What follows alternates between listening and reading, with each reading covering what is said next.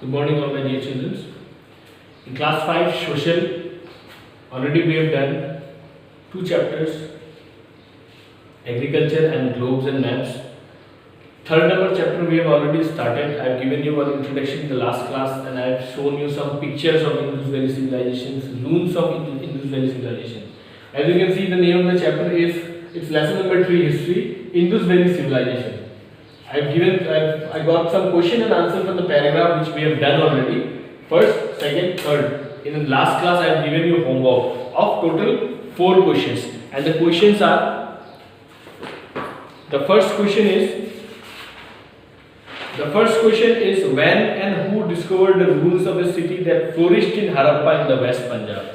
So first question is when and who discovered the ruins of a city that flourished in the Harappa in the West Punjab. So I have written the answer, I have given you as homework, but you can go to the answer which I have written. The next question was the Indus Valley civilization belonged to which age? To which age it belonged to?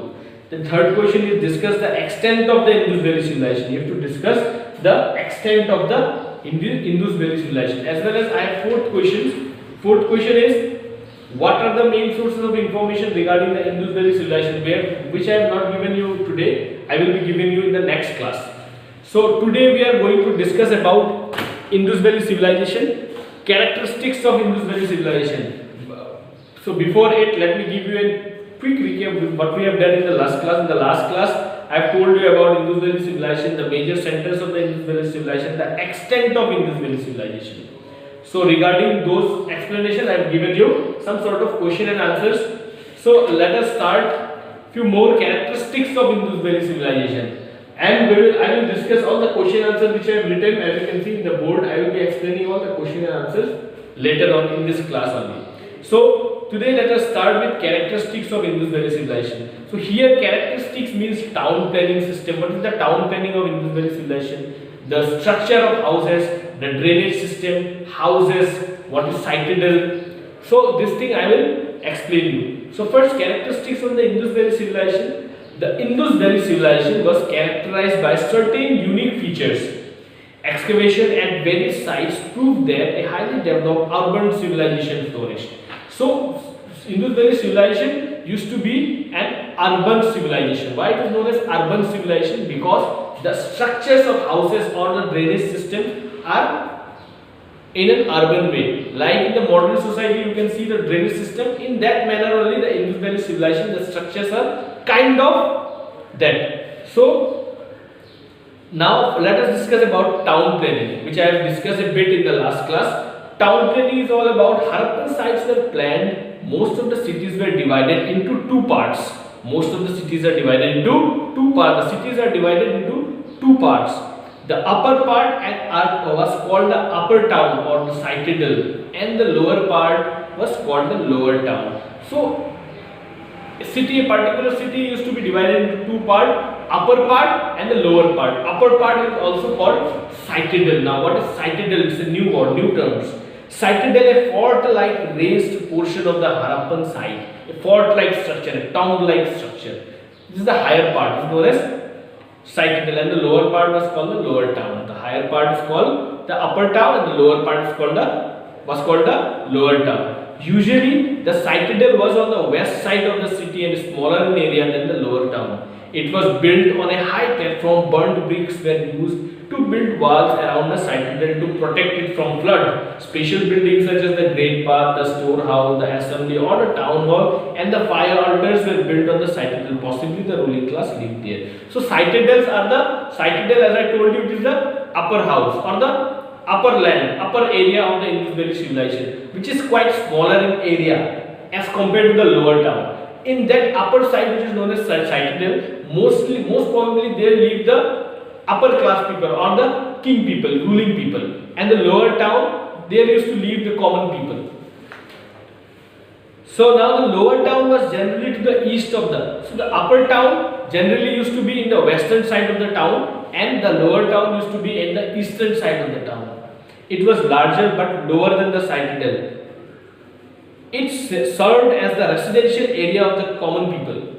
It was surrounded by high walls of burnt brick to prevent the city from flooding. So in the lower land, the lower houses, as I told you, it used to be built mostly in the eastern side of the city or the Indus Valley civilization. It has huge walls so that those walls can protect the valley or Indus Valley civilization from flood and various other attackers which may attack.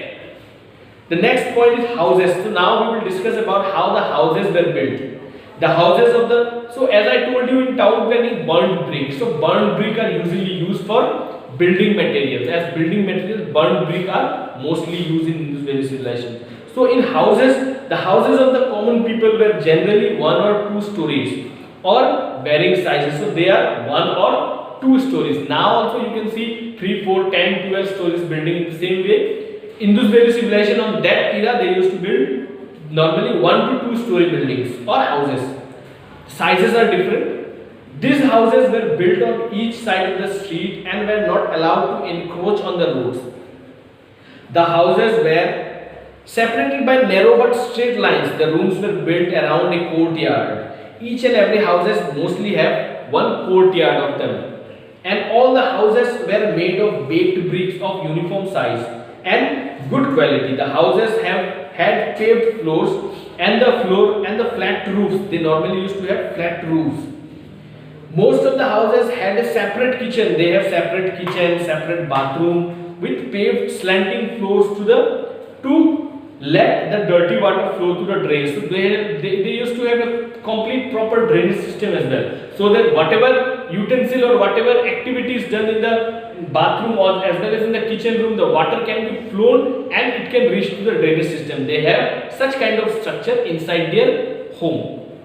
So the discovery of wells showed that the people had an excellent supply of water. So discovery of wells were also done in Indus Valley civilization, which shows that they have excellent supply of water as well. So what we have discussed today about town planning and house. So now let us discuss about the question and answer which I have given you in the last class. The first question, as you can see, is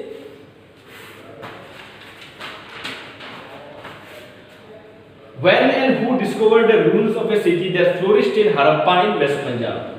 So who and when, in which year the Harappan civilization, which is also known as Indus Valley civilization, was discovered and by whom? So it was discovered in 1921. By whom? And it was discovered by Daya Ram Sahni. As I already told you in the last class while explaining the paragraph, the year as well as the name of the person, archaeologist who discovered the Indus Valley civilization. Second question is, the Indus Valley civilization belonged to which age? To which age the Indus Valley civilization belonged? The Indus Valley civilization belonged to the Chalcolithic age. So what is Chalcolithic age? About this Chalcolithic age, I told you that during Chalcolithic age, bronze and copper, these two materials are broadly used for making weapons as well as utensils. So what is the age? In which age the Indus Valley civilization belonged? The Indus Valley civilization belonged to the Chalcolithic age.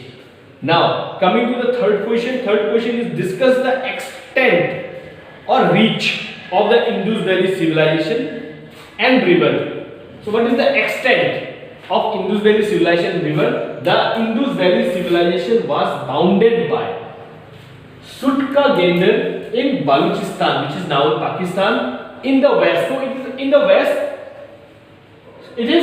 What is the west boundary of Indus Valley civilization? Is Sutka Gender in Balochistan, which is now in Pakistan, and Alamgirpur in Uttar Pradesh in the east, and in the eastern side it reaches till Alamgirpuri in Uttar Pradesh, and Manda in Jammu Kashmir in the north, and in the northern side it reaches till Manda in Jammu and Kashmir, and Daimabad in Maharashtra in the south, and the southern side it reaches till Daimabad in the Maharashtra.